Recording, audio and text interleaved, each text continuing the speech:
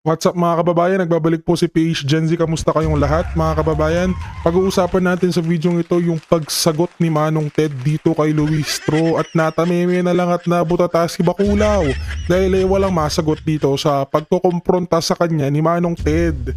Ang problema kasi kay Luis Tro, sufficient in form, sufficient in substance, sufficient in grounds yung impeachment ni PP Sara kahit wala namang ebidensya. O, di ba? Anong nangyayari sa justice system natin? Impeachment muna bago ebidensya? Nakakatawa ka, huy! O, samantala panoorin natin itong si Bangag na sinagot mga kaibigan. Ito ang pinakahihintay kong pagbabalik. Nagbalik na mga kaibigan. Si Congressman Leandro Leviste. Ayan, si Kong. Salute sa'yo, Kong. Saludo sa'yo, Kong, dahil nagbabalik na siya para lutasin. Ayan, ang flood control issue. At ready na ba kayo mga kaibigan sa season 2? Sabi nga ni Congressman Leviste. Pero bago ang lahat, panoorin natin itong si Bangag. Tingnan natin ang sasabihin niya sa pagtaas ng gasolina. O, tingnan natin.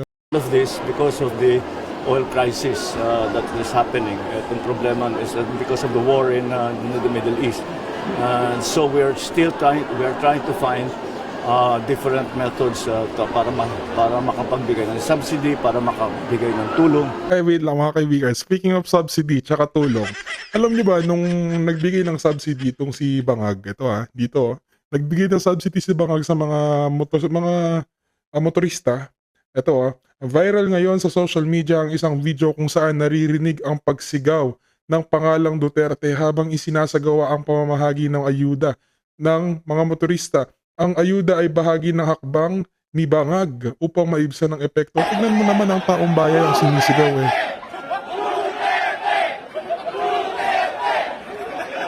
Oh, di ba? Kahit anong gawin talaga ni Bangag na pagpapalinis sa pangalan niya, talaga ang taong bayan gusto talagang ibalik ang liderato ni Tatay Digong at sa pamamagitan ni VP Inday Sara. Kaya nakakahiya, pahiyang-pahiya itong si Bangag eh. Wala na lang talaga.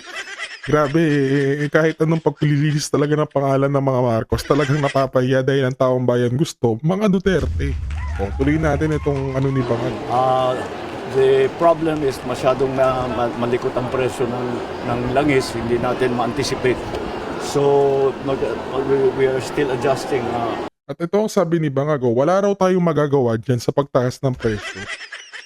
Wala daw magagawa di ba pwede na matanggalin muna yung excise tax para mabawasan man lang sana, di ba? O kaya babaan muna yung SRP ng total meron pa tayong stock. Bakit walang magagawa? Ang dami niyong magagawa. Problema, kayo mismo minomonopolya nyo, minomonopolize nyo ang stock ng langis. Kaya pilit tumataas. Kaya itong sagot ni Kong Leandro Libiste, sinagot niya si Bangag. Itong sabi ni Kong Leandro, mahirap maging masaya sa birthday ko dahil lalong naghihirap ang Pilipinas ngayong 2028. Ang wish ko gaya ng marami ay sana dumating na ang 2028. Ngunit nakakatakot isipin na kung patuloy na ganito hanggang 2028, baka hindi maisalba ang ating ekonomiya. Kaya tinatanong din ni Kong Leandro Leviste kung ready na ba ang taong bayan. Wait lang, dito, ayan, dahil birthday ni Kong Leviste, nagpadala ng ang Malacanang sa kanya, letter. Letter na ng nag-happy birthday. Sabi ni Kong Leviste, natanggap ko itong sulat na nagpapasalamat sa aking tapat na paglilingkod sa bayan. Ibig po bang sabihin na probado na ng pamahalaan na ipaglalabas ko ang mga ilalabas kong ebidensya tungkol sa korupsyon? Ayan, talagang aprobado ang taong bayan. Pero ang pamahalaan kaya? Maraming salamat kung ganun. Kung mali ang aking pagkakaintindi, pakitama na lang po dahil handa na raw siya sa season 2. O ayan mga kaibigan, handa na rin ba kayo sa season 2 ni Kong Leviste? Ang mga ibubulgar pang mga pangungurakot, ebidensya na pangungurakot. Kay Kong Leviste, handa na ba kayo mga kababayan? Pero bago ang lahat, isang like at isang subscribe lamang sa ating video malaking pasasalamat na po yan sa inyo mga kababayan. At patuloy po ang pagpapasalamat natin sa mga sumusuporta sa channel na to at sa mga nanonood ng video. Patuloy po tayong magpapalaganap ng mga balita tungkol sa korupsyon ng ating bansa at patuloy po natin yan susugpuin mga kaibigan. Kaya huwag na natin patagalin, reacta na tayo ngayon dito sa video ni Manong Ted with Kong Luistro na may utang pa kay VP Sara. Ayan, panoorin po natin ang video niyo. Make it more accurate, Manong Ted. Ganito yun, no? Tama ka doon. Under the rules, binibigyan natin ng 10 araw ang respondent, the Vice President, to file an answer, no? Bagaman ang naging observation ng mga justice members kahapon ay hindi naging responsive. Hindi sinagot ang mga alegasyon ng offenses at grounds kahapon sa answer. Hindi naman yon ang dahilan kung bakit umigsi yung period for responsive pleading. Manong Ted, ang dahilan is because yung complainant po na dapat magpa-file ng reply, which is an answer to the answer, ay nag-waive na ng kanilang opportunity or karapatan na makapag-file ng reply, no? Ito namang rejoinder, which is supposed to be the last responsive pleading, ito'y sagot sa reply. At kung wala namang reply na ipafile ang complainant, that is the reason why I said yesterday, since nag-waive na ng reply, there is no reason anymore to anticipate the filing of rejoinder. Opo. So, I hope we made that clear, no? Opo. In ordinary cases, and then reply within 3 days, and then rejoinder for 3 days, within 3 days. No? What happened kahapon, after the receipt of answer, nag-file ng manifestation ang complainant, hindi na po kami magpa-file ng reply. No? And because hindi na sila magpa-file ng reply, there is no reason anymore to anticipate the filing of rejoinder. Opo. Ma'am, wala ho dong teknikalidad na maaring ma-erase ang kampo ni VP Sara na sila po ay obligado pa ring mag-respond doon po sa sinasabing waiver ng complainants. Wala na po masisilip pa dong technicality. I am certain, Manong Ted, wala. Kasi karapatan yun ng complainant, whether they wish to file a reply or not. At naging malinaw kahapon sa kanilang manifestasyon na hindi na sila magpa-file ng reply. No? At dahil wala namang reply, wala ring dahilan para mag-file pa ang Vice President ng rejoinder. Okay. About the comment to the manifestation of waiver, that is a right of the complainant to waive. Kung sino ang may karapatan, siya rin ang may karapatang mag-waive. Just like yung sinasabi natin presence or participation ni VP sa hearing proper. Dumating siya or hindi, that is actually her choice. Pag hindi siya dumating, that will simply be considered as her waiver to be present. Okay. Ma'am, hindi ho ba ang mga grounds po para po sa impeachment ni VP Sara kasama yung unexplained wealth at saka daw po yung violations sa SAL-N, di po ba? That is correct, Manong Ted. Okay. Ang claim po ng kampo ni VP Sara, na dito po sa aligasyon na ito, wala ngang ultimate facts. At ito nga daw po based on speculation and built on conclusion. Ano ho ang hawak ng komite based on the complaint na may nagpapatunay na totoo pong merong unexplained wealth ang BP at maging merong mga irregularidad sa kanyang SAL-N? Well, right now, Manong Ted, ang hawak lang natin ay yung naging manifestation ni Congressman Ridon, if you remember, the two SAL-N which were shared during the determination of sufficiency in substance of the third and the fourth impeachment complaint. No? Nevertheless, ayon sa ating mga justice members, hindi natin pwede i-expect ang mga complainants to have with them already this bank records considering that they are protected by the bank secrecy law. No? As a matter of fact, maliwanag sa batas na itong impeachment cases, this is the only opportunity kung saan pwedeng mag-request ang complainant ng subpoena bank records. That is through the compulsory processes power granted to the House of Representatives and even to the Senate. No? So, bagaman tama ka, Manong Ted, sa observation mo na kulang sa attachment. But the explanation to this, according to the members, they cannot avail yet of the bank record protected by the Bank Secrecy Law. And they are actually taking advantage of this process, the impeachment process, to be able to present those bank records in support of the allegations of unexplained wealth, no? So, ito naman, in-explain na ni Kong Terry Ridon during his manifestation. His theory about the offense committed is dapat yung kanyang nag-generate na income wherever they come from should be disclosed either in the SALN or in the income tax return. Otherwise, kung hindi madi-disclose, his theory is that constitutes unexplained wealth. Opo. Pero ma'am, para lang ho medyo ma-fortify pa po natin ang inyong pong katwiran dito sa isyong ito. If I may just again ask you, doon sa sinasabi ng mga abogado ni VP Sara na ang proseso kasi evidence muna bago ang hearing. No, so lumalabas daw po na sa ngayon ang Justice Committee ay naghahanap pa lang ng ebidensya sa particular na grounds na ito na unexplained wealth at yung SALN violation. Saka, ano lang natin mabilisan, ganun naman talaga mga kaibigan, bakit ka mag-iimbestiga ng walang ebidensya? Yun lang naman ang simpleng katanungan, bakit nagko-conclude ang Committee on Justice dahil ngayon alam naman natin mga kaibigan na ang impeachment complaint kay VP Sara is sufficient in grounds. O, yan ang bagong ni Luistro. Ito si Luistro, pilit akong napapatawa dahil ang kapal talaga ng mukha. Update lang namin yung utang mo ma'am sa asawa ni VP Sara. Bayad na ba? O anyways, ito ba tama ang punto ni Sir Ted? Bakit kayo nagko-conclude at bakit nyo tinatapos ang pag-iimbestiga nang wala namang sapat na ebidensya? Yan lang ang simpleng tanong ni Manong Ted. Tuloy natin. Tignan natin kung anong sagot nitong bakulaw na to.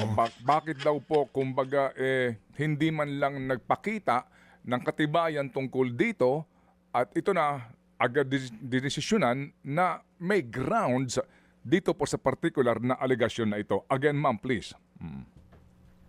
Let us remember, Manong Ted, no? There are 5 steps. 5 steps before the Justice Committee to complete the impeachment proceeding, no? Yung evidence na may be required dito is just reasonable amount of evidence. It is not substantial evidence, it is not probable cause, lalo namang hinding proof beyond reasonable doubt, no? As a matter of fact, to be specific, nowhere in the rules will you see the amount of evidence required. The only parameter is, according to the Supreme Court, it depends on the exclusive judgment of the justice members whether the complaint on its face and on its attachment can be declared as sufficient in form and in substance. No? Wala pa po tayo sa trial, wala pa po tayo sa determination of probable cause. Kaya ang sabi ko po kahapon sa ating opening statement, hindi po ito paglilitis.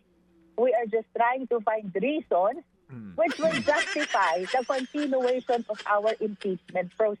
And at the end of the day, Luistro, unahan kita dyan, wala ka naman choice kundi hanapan ng rason at butas yung impeachment ni VP Sara.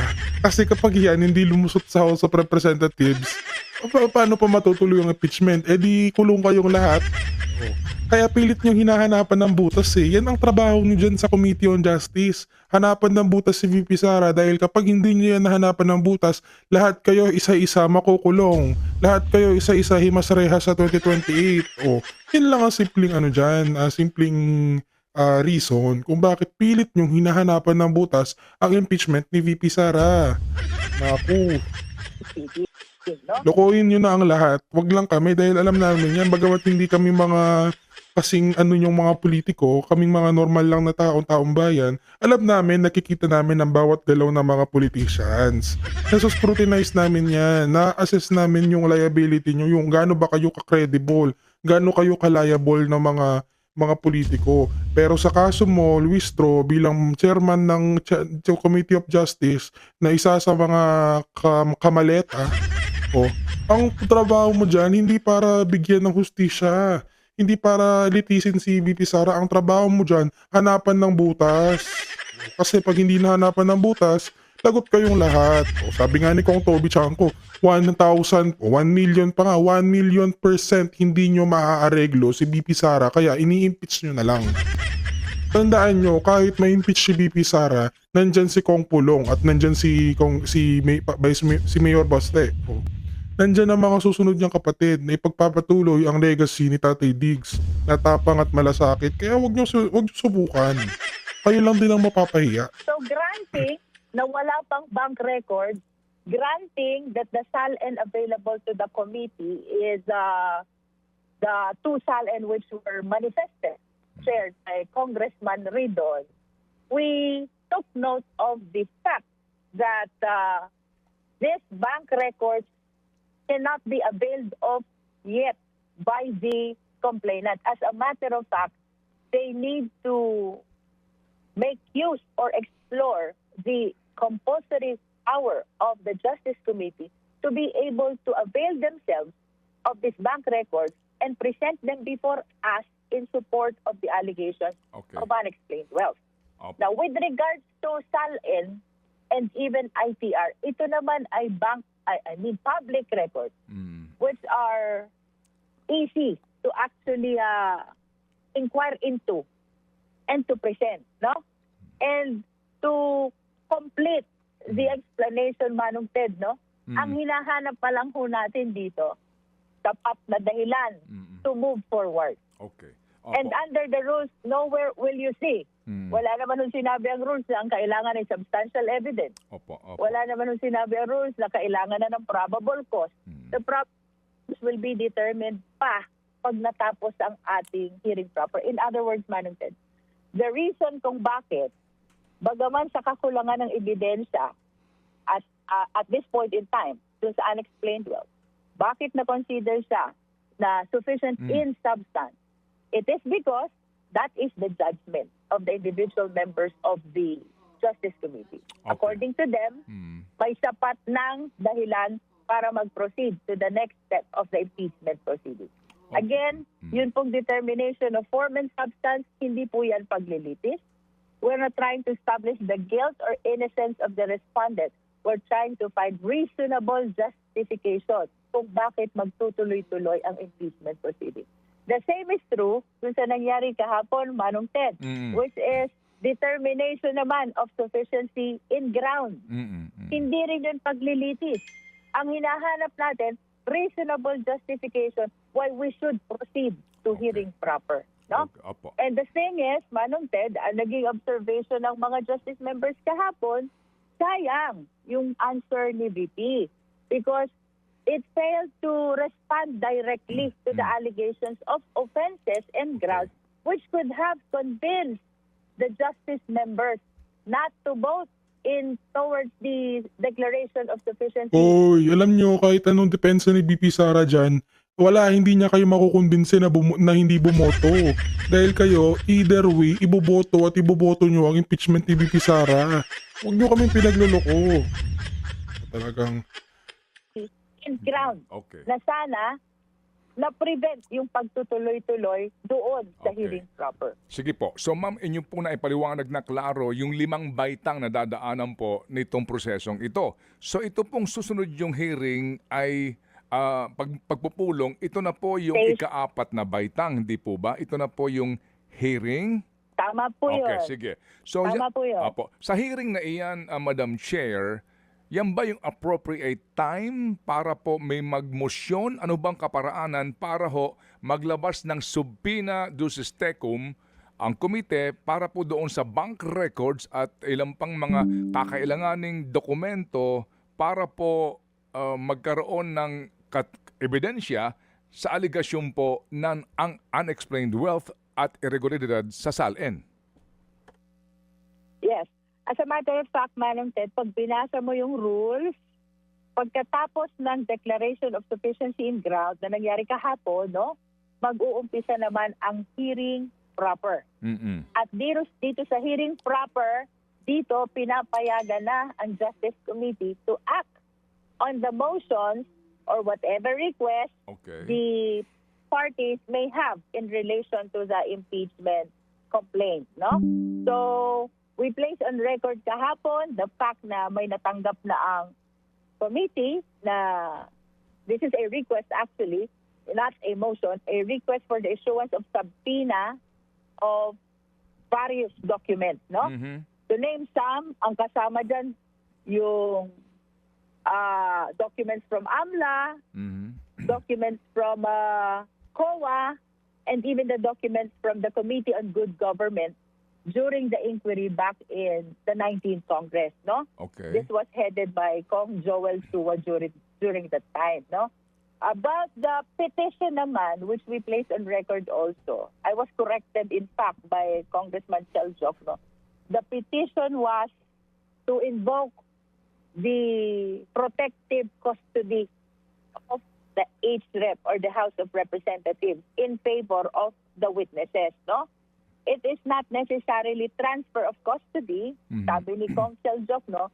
It is an invocation of the power of the House of Representatives to take protective custody, and the transfer of custody is just one of the various measures na pwedeng i-consider ng House of Representatives. Opo. So, during the hearing proper, ito po ite-take up na ng committee. Mhm. And since the committee is a collegial body, hindi po yan pwedeng desisyonan ng chair alone.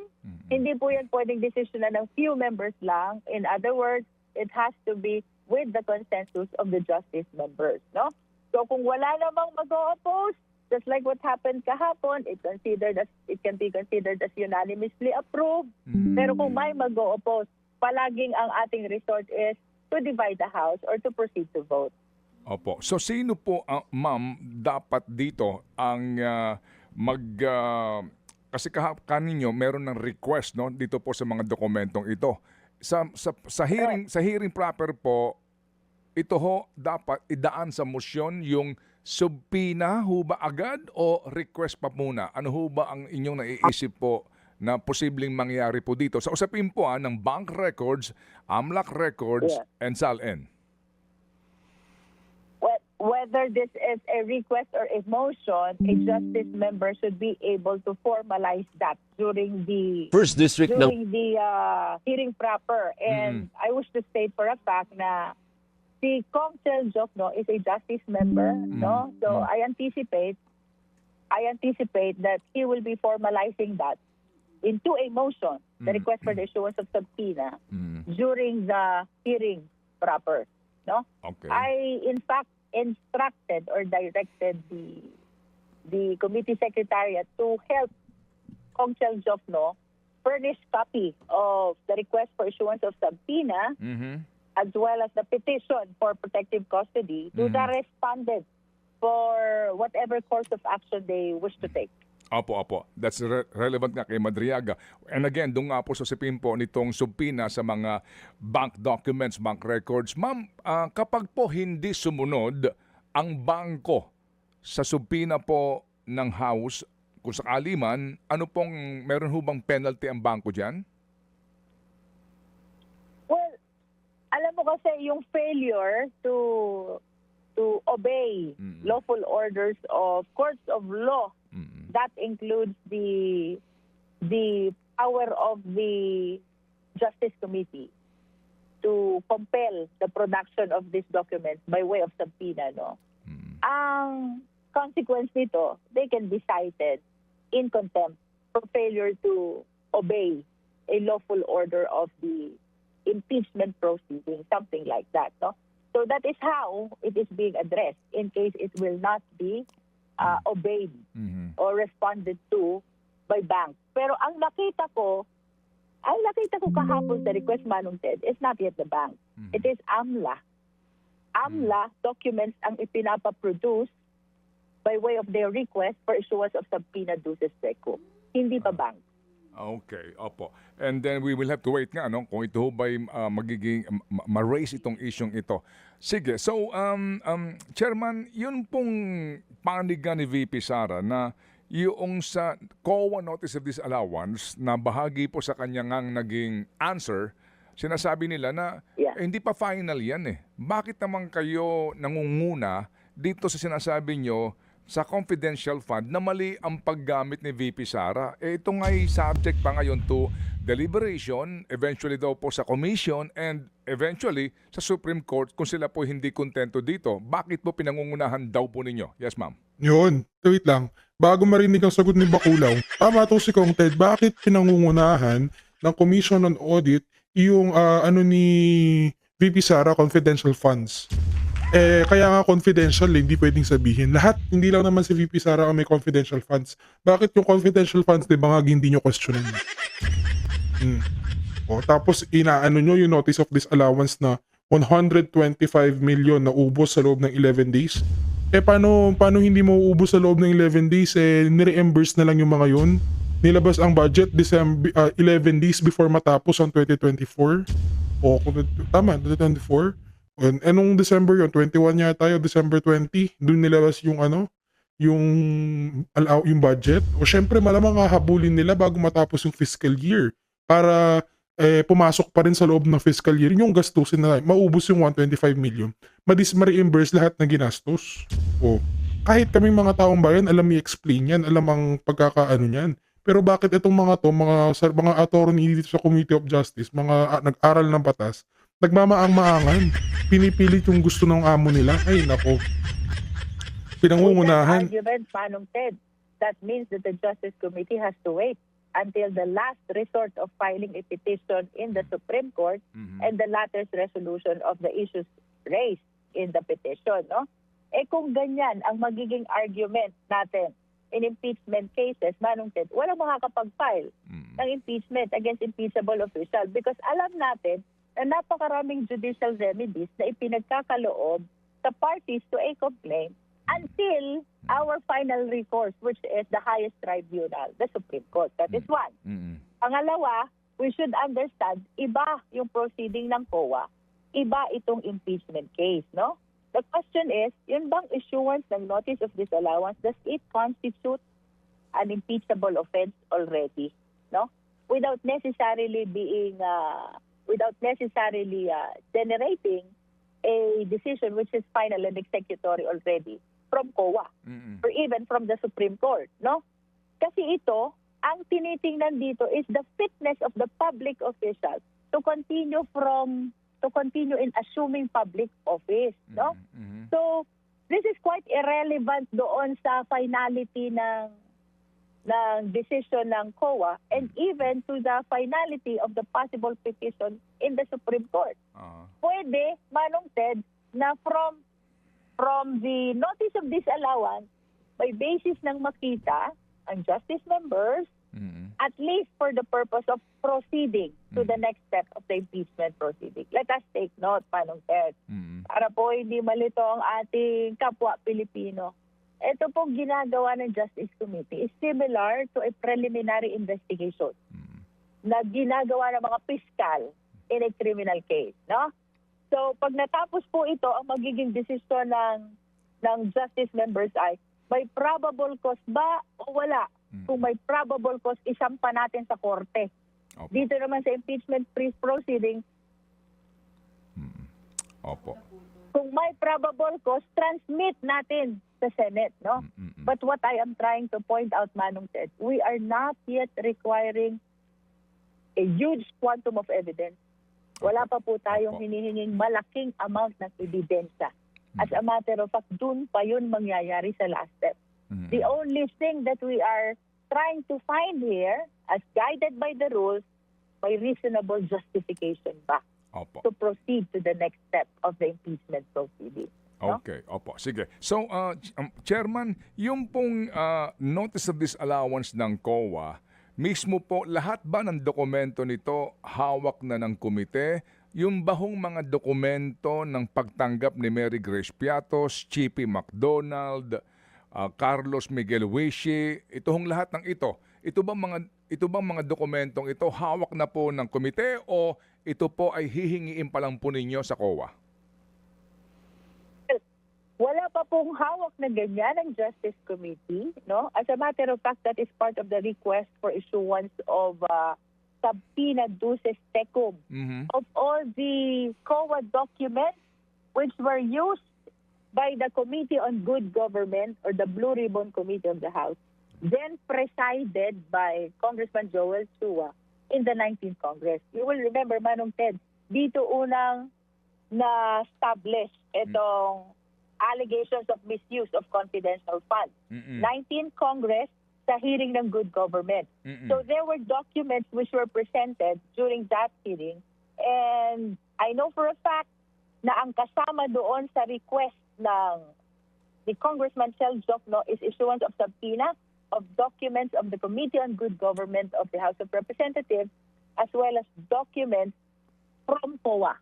Pero if your question is may hawak na ba kami, wala except for some na naka-attach doon sa impeachment complaint. Opo. Meron ho ba mang posibilidad ho na yung mga taong tumanggap ng confidential fund gamit ang mga alias na ito ay malantad sa inyo po mga pagdinig, ma'am, sa hearing?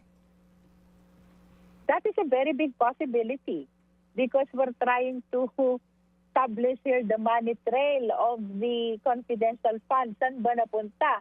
Kasi ang sabi nitong ating SDO na dalawa, si Gina Acosta at saka si Fajarda, Special Disbursing Officer ang tawag sa SDO. Binigay po namin kay Colonel Lachica, sabi nung isa, binigay po namin kay Colonel Nolasco. After that, saan napunta? Considering that the acknowledgement of receipt of money bears the name of Mary Grace Piatos, so on and so forth, di ba? So I think it is another significant matter na kailangang malinawan during the hearing proper of the Justice Committee. Opo. Ano ho ba report ng COA, ma'am? Yun ho bang mga dokumento na ito, yung mga voucher na umano ang recipient ay itong sila Mary Grace Piatos et al. Ay preserved sa COA? Ito ho ba'y naandidiyan pa sa kanila? Wala bang danger na ito'y mawala? Well, I think they presented that already in the 19th Congress, the Good Government Committee, no? At wala naman tayong nare-receive na information that these documents are no longer available. So I wish to believe that they are intact with COA. Okay. So ma'am, March 25 po, anong ating aasahan para lang ho mas maunawaan po ng ating mga kababayan? Ito hong inyong napipintong schedule kahit na po naka-Lenten break po ang Kongreso. Manong Ted, we are about to discuss our ground rules, no, for the purpose of our hearing proper. But nevertheless, it is certain that what the people will expect is the presentation of evidence and witness by the complainant at pag natapos siya, presentation of evidence and witness by the respondent. No? Ang sabi sa rules, the direct examination and the cross-examination of the witnesses may be conducted by the justice members. Maraming nagtatanong, what will be the participation of the lawyers of the parties in the impeachment complaint? The participation of the lawyers are limited only to assisting the parties or their clients. No? It is also during this hearing proper where we will be acting on the request for issuance of subpoena as well as the petition for protective custody. Again, the Justice Committee is a collegial body. So if the question is how are you going to resolve these motions and requests, it will be done by way of motion. Opo. Kung walang mag-o-object, it means unanimously approved. Otherwise, we will be proceeding to vote. Okay. So, pag kompleto na yan, Manong Ted, tapos na lahat ng witness na isalang na, lahat ng documents na ipresenta na both the complainant and the respondent. That is the time we vote on the existence of probable cause, no? Opo. Kung ano man ang maging decision ng Justice Committee about the probable cause, we will be forwarding to the plenary subject to the decision of at least one-third vote of all the members of the House of Representatives. Opo. If it is in the affirmative, it warrants transmittal to the Senate. If it is in the negative or hindi namin ma-reach yung one-third vote in the floor, it is equivalent to the dismissal of the impeachment complaint. Okay. So Ma'am, at least that is the entirety of our process. opo. Ma'am, ito po, pahabol lang po. Last question from Chacha. Go, Yes Cha. po, oo. Rep, ang madalas po sinasabi nila ang impeachment legal process but also a political process. Paano po natin sisiguruhin sa publiko na yung magiging desisyon ng committee members kung dapat nga pong ituloy-tuloy at umakyat sa Senado ito pong impeachment complaint laban kay VP Sara Duterte will purely be based on evidence rather than politics? Ano po ang kasiguraduhan na gusto nating ibigay sa mga nakikinig at nanonood sa atin ngayon? Mm-mm. DJ, of course, lahat ng hearings natin naka-live stream. Yes no? po. At itong mga justice members who are discharging a function similar to a fiscal or a prosecutor is subject to the judgment also of the respective constituents. Mhm. So, bagaman it is political, it is not enough na boboto ka lang in accordance with the position of your political party. Ganun yung ginagawa nyo eh. At cut natin si Luis Tro doon. Dahil sabi niya, ang desisyon raw ng mga members ng Committee of Justice nakaayon sa kagustuhan ng kanilang mga constituents, dyan kayo nagkakamali. Halimbawa, ang congressman dito sa distrito namin bumoto ng yes sa impeachment, kahit karamihan ng mga miyembro niya, constituents niya dito sa distrito namin, against sa impeachment ni VP Sara, paano nyo ma-justify yun? Halimbawa na lang, etong distrito namin, nag-yes ang congressman, pero ang mga tao nag-no. Paano nyo ma-justify yun? Diba? Kaya ano yan eh, hindi na usapang kagustuhan ng constituents yan. Kung ano ang kagustuhan ng mismo mga politiko. Kasi sila yung naka-receive ng maleta, hindi naman kami eh. Di ba, sana kung yung mga politiko honest sa kanilang mga desisyon. Kaso ang kanilang mga desisyon influenced by the laman ng maleta. Kaya hindi po totoo, Luis Tro, yung sinasabi mo na naaayon sa constituents. Is not in accordance with the existing evidence that supports or does not support the impeachment complaint, you will be subjected to the judgment of your constituents. No? Just like me, for example, I have constituents in Batangas. Mhm. Dapat ang decision ko, apart from considering the position of the political party where I belong, that is Lakas, no? Dapat ang decision ko naaayon din sa ebidensyang inilatag ng parties. Otherwise, I might be judged by my constituents on the next election. Ganun na nga ang nangyayari. Nadja-judge ka na ng mga constituents To the sovereign mo. Filipino people that the justice members will be considering the evidence which will be presented by both parties in the determination of the existence of probable cause, which will be the deciding factor whether that will go to the plenary or otherwise. Meron pong aligasyon si Toby Tiangco ng Navotas na meron daw pong kapalit ito hong mga nandidiyan po sa komite para pumabor sa pagpapatuloy po ng impeachment process, ma'am. Short reaction, please. Ano daw kapalit? Wala akong alam na kapalit, no? Kasi Maangan ka pa, bakulaw. Of course, I feel the obligation to head the Justice Committee to be able to come up with an orderly proceeding, an organized proceeding, and of course a decision which will be acceptable to the people. A decision which can be justified based on the evidence presented, no? I don't know anything na tinutukoy ni Congressman Toby Tiangco na Talaga ba? kapalit ng aming nagiging judgment, decision, or position with regard to this impeachment complaint. For us, for me, no? Of course, I cannot speak for others, but for me, talagang I see this as my constitutional duty that I should be able to discharge. Opo. Chairman Jervil, muli po, salamat na marami sa inyo pong mahusay na paliwanag at muli kaming tatawag nako. kung kinakailangan. Isa Salamat na po, ma'am. namang walang kwentang interview dahil puro kasinungalingan at divert ng kwento, naratibo o ginawa ni Luis Tro. Alam mo, Luis Tro, bago ang lahat, siguro magbayad ka muna ng utang dahil malaki ang conflict of interest. Yung conflict of interest nyo kay Michael Puwat sa ibang mga attorney ni VP Sara, valid. Pero yung conflict interest na ikaw ang committee judge o committee chair ng Justice Committee, tapos at the same time may utang ka dito sa asawa ni VP Sara, paano yun? 'Di ba? Double standards talaga ang ano natin, gobyerno.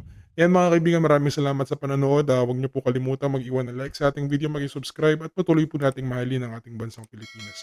Mag-iingat po kayo palagi mga kababayan.